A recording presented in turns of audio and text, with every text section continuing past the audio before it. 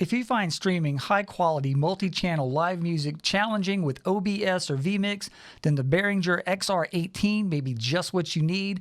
This is the IP address. Let's get started.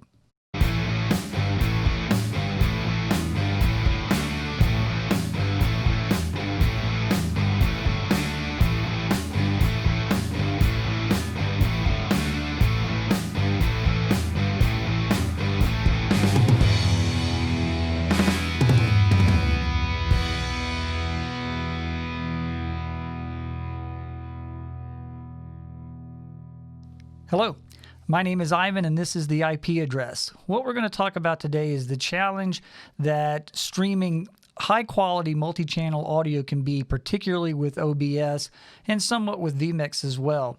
The Behringer XR18 is a well-known, it's an old mixer, it's a small format digital mixer that has a lot going for it considering how much it costs, but it has a couple of properties that are unique to it that may help mitigate some of the challenges with streaming live music with OBS and again with Vmix. I'm going to say OBS, but some of the stuff I'm speaking about also applies to Vmix. What is that challenge? So when streaming multi-channel audio with OBS, and when I say multi-channel audio, I'm basically referring to live music.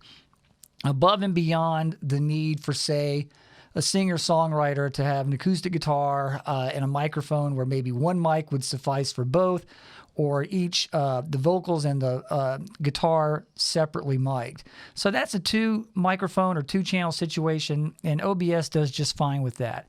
Having said that, if you want to break out of that two-channel limitation, then you run into some problems.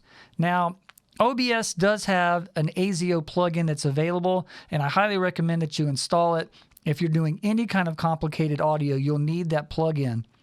And it's much easier to use now that you no longer have to compile it. If you do a search, you'll find it, and it'll go to the website, and you can download it and install it. And so, but there's still some limitations with what you can do even with the ASIO plugin. And one of the main problems is OBS, when you use an audio interface without the plugin, only recognizes the first two sends, which we will call USB 1 and 2, from the interface. And so if you have something plugged into 3 and 4 and beyond, then you won't be able to utilize that. The other side of that is it is very difficult to obtain the final mix of an audio interface. Basically using that interface as a mixer, it's really hard to do that in OBS as well. And so part of this is limitations with OBS, and part of this is limitations with a lot of audio interfaces because they're not really set up to be mixers, they're set up to be audio interfaces. And that's where the Behringer XR18 and the X18 are a little bit different. They have the ability to change the routing of their USB sends. The XR12 doesn't do it, the XR16 doesn't do it, but the X18 and the XR18 both do. And I believe that the X32 series of mixers, for Behringer anyway, also can change their matrix to such they can be used. Having said that, the X32 series are, twice as expensive as an XR18, which goes for about $600 new, and you can find them used occasionally in the upper 400s, maybe mid 500s, and they're pretty, they're out there. They should be easy to get, at least new anyway. And so what we're going to do is we're going to briefly talk about some of the features of the XR18, and then we'll talk about why it can, or how it can be changed with the I/O matrix and how it can be adapted to OBS and Vmix to get much, much better audio. So here is the Behringer XR18, and this is a kind of a front view of it. There's really nothing on the back side or the sides except for the on-off switch and a fan port. And one of the first things that you're going to notice about this mixer is basically it's fairly small.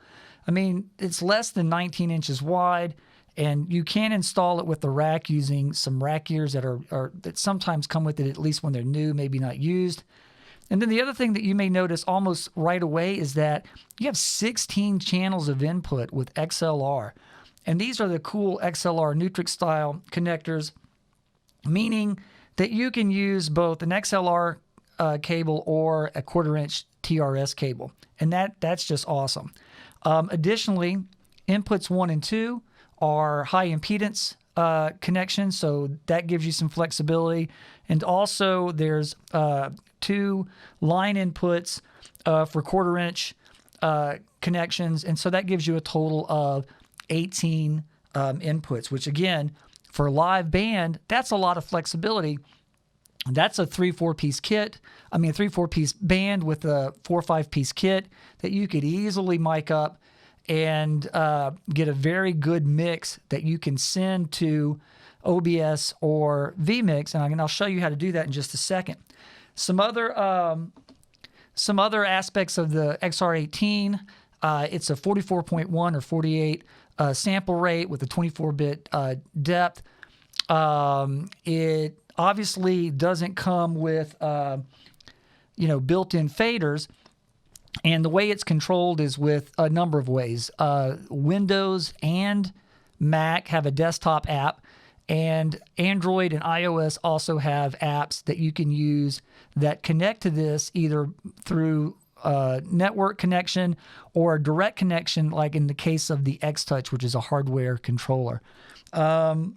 So again, a lot going on here in terms of this small package and what it can do. What I'm going to do now is bring up just kind of an overview of the mixer. Again, I'm not going to go super in depth. This mixer has been well covered in other videos, but just to kind of go through a few things. In this view, it's basically a normal mixer. And so, whoop, I lost connection. I'll just reconnect. It's going to ask me if I want to do from mixer to PC, and I'm just going to say yes. And it'll kind of connect there. And what we're going to do is just kind of look through some of the parameters that we can change. So this is an overview of the mixer itself. Standard affair, faders. It's got these blue lines here are the sends. Up here are the channel gains. And then what we can do is we can do a per channel overview. And here we see just an overview of what we can change here. There's the input gain, noise gate, equalizer, compressor, pan, and all that good stuff. But there's, this is just normal things. If you want to get into more detail, for example, you can press on the gate, and there's more gate parameters. Or if you want to dial the compressor in a little bit better, there's options for that too. And one of the great things about this unit is the fact that it's got built-in effects. So it's the same effects processors from the X32 series, and you get 4 slots. And what that allows you to do is have multiple reverbs or delays. So if you wanted to use one reverb for, say, vocals and a different one for guitars, you would have that option. You could have different delays. Again, a lot of flexibility here, and it works really well, live, but it also works really well for live streaming.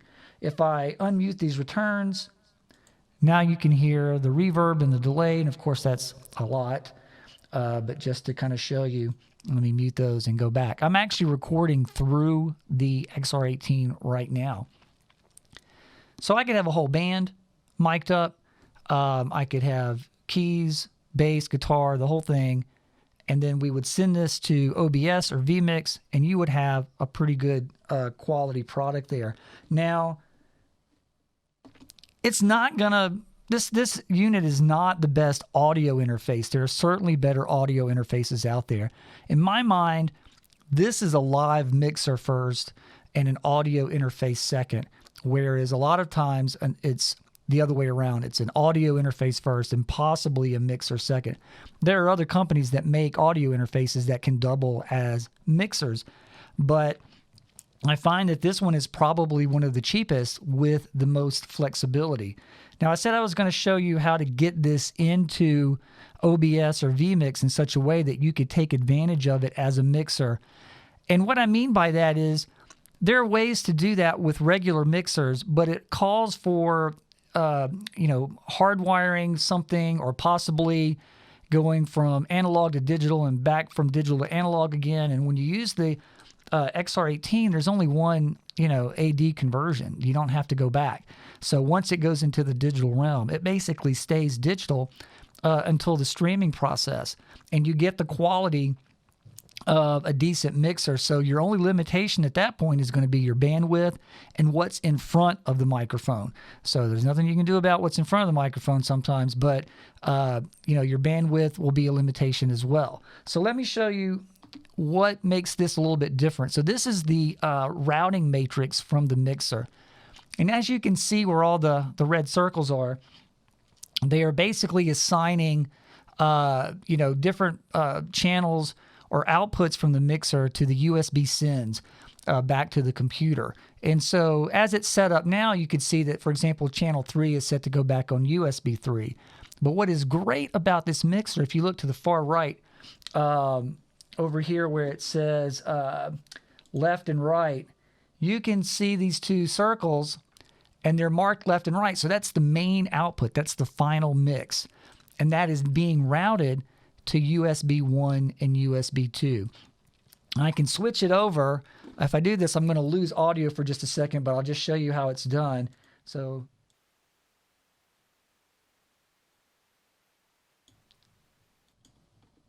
and that's just that easy. If I had been speaking when I made the switch, you wouldn't have been able to hear me because I'm in fact on channel 4.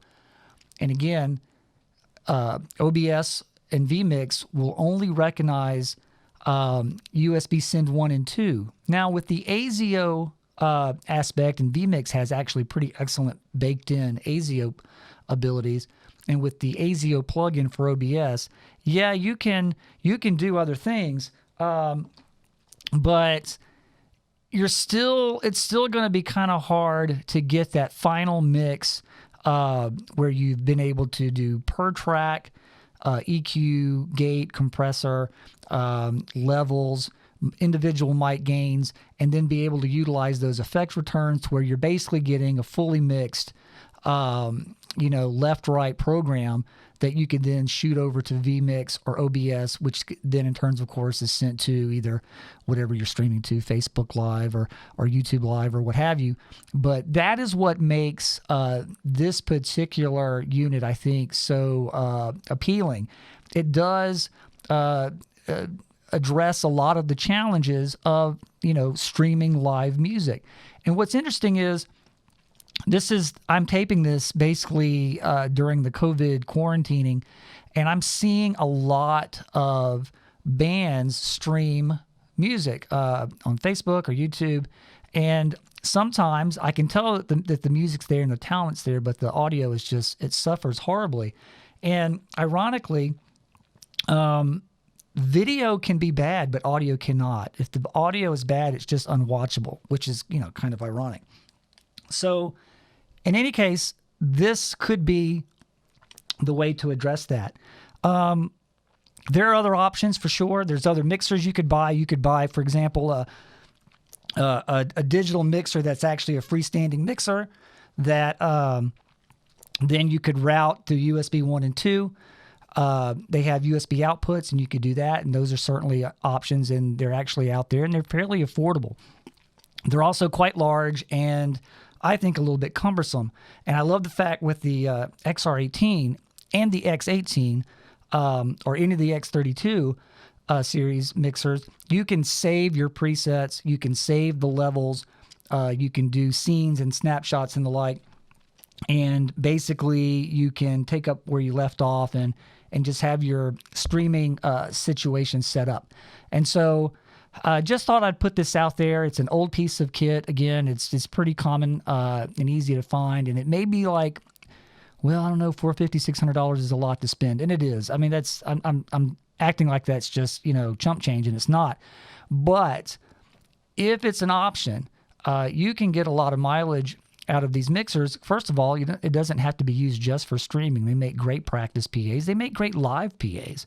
Bands play through this because it can be controlled by an app. If you notice, it's got this antenna. It makes a little local Wi-Fi network that all the musicians or the sound guy can basically log into this and control the levels and things like that. And so it's just, you can get an awful lot of mileage out of this this mixer. So I hope this was helpful. I hope this would make somebody take a second look at this, because I really like this idea. If anything good comes out of this quarantine stuff, I think that bands can really get out there and play live online with streaming in front of a lot of people that they might not normally have access to. And I again, just trying to look for the silver lining during this mess. But I hope that, this will at least inspire you guys to take a look at other options or this option. If you have any questions, just put them in the comments below. I'll get back to you if I can answer it, or at least get you heading in the right direction. Other than that, this is the IP address. My name is Ivan, and thanks for tuning in.